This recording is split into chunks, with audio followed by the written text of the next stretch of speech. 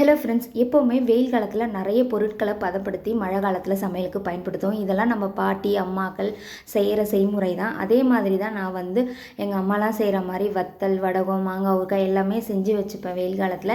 இந்த வாட்டி கொஞ்சம் உடம்பு முடியாமல் போயிருந்ததுனால கொஞ்சம் லேட்டாக தான் செய்யவே ஆரம்பிச்சிருக்கேன்.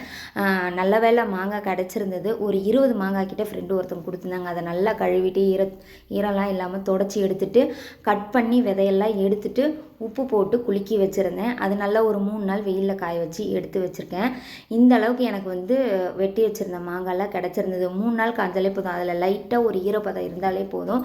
உப்பு இருக்கிறதுனால அந்த அளவுக்கு கெட்டு போகாது. நம்மளுக்கு பசங்க வச்சு கை வச்சு எடுக்கிறப்ப முடியோ அதுக்கப்புறம் ஈர கையோட அந்த மாதிரி வைக்காமல் இருந்தால் நல்லாவே இருக்கும். நான் போன வருஷம் மாங்காய் வத்தலே இன்னமும் வச்சுருக்கேன். இதோட வீடியோவுமே ஏற்கனவே நான் போட்டிருக்கேன். இப்போ கொஞ்சம் அது ட்ரெண்டிங்லேயே போயிருக்கு. அதில் தான் தேவைப்படுறப்ப எடுத்து சுடுதண்ணி ஊற்றி ஊற போட்டு அப்பப்போ ஃப்ரெஷ்ஷாக ஊறுகாய் போட்டுப்பேன். ஊறுகாய் அந்தளவுக்கு எங்கள் வீட்டில் யாரும் சாப்பிட மாட்டாங்க. நானும் என் பெரிய பையனை மட்டும்தான் சாப்பிடுவோம்.